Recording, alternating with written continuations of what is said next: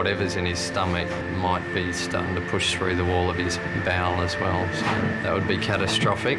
Inside this bag is a patient who's bitten off more than he can chew. What happened to him? He's had a nice feed, and then it looks like something's attacked him. So he is a lovely specimen, isn't he? It's a harmless brown tree snake. By unhinging its jaw, it can eat frogs and birds. But that big bulge is a sure sign his last meal was just too ambitious. It's stuck. There's a couple of punctures here that I am worried about. They look fairly deep and they may actually go through to the stomach.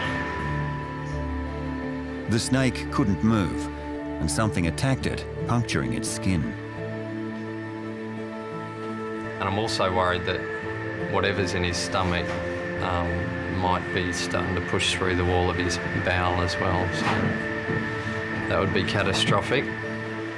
An X-ray will give John a better idea of what he and the snake are dealing with. John's seen just about everything, but even for him, the result is spectacular. It's huge. There's no way the snake could digest it. If not rescued, he'd soon have died. The snake swallowed a bird, and these guys are, well, they're bird and frog eaters, so that's no surprise. I'm just trying to figure out what sort of bird it is. It's got quite long legs, so it's probably mainly a ground-dwelling bird, and it's got a fairly pointy bill. To save the snake, John will have to operate straight away. It may seem a lot of trouble to go to, but to John, every life is worth saving. The bird has to come out.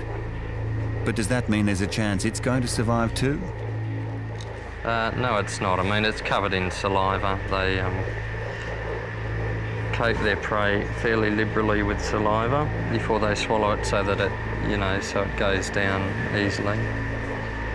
So that's the hole in the stomach. And the issue with this is that when that bird starts to go rotten, we're going to get stomach fluids oozing out of this hole, and it's going to cause a severe peritonitis that would probably kill this snake.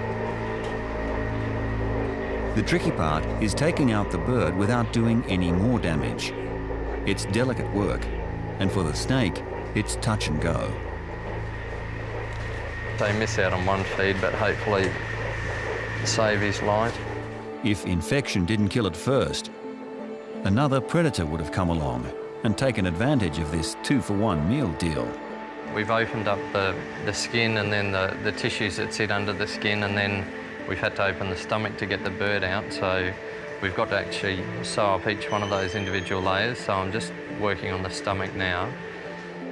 The new slimline snake is carefully stitched back together. It's a delicate business. I've got to be careful that my sutures and the repair that I do doesn't constrict the stomach too much, so it can't hold a big food item. We certainly will stop him from feeding for a couple of weeks at least while this heals up, and yeah, he will be hungry, but he could go for months without eating.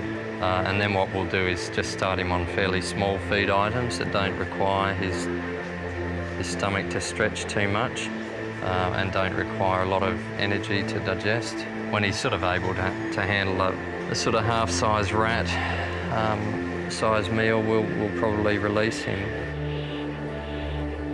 In terms of his chances after this, they're very good. I mean, snakes handle this sort of operation quite well. As long as we get a good seal on the stomach and make sure that they don't get an infection, there should be no issues with this snake going back out into the wild within a few weeks.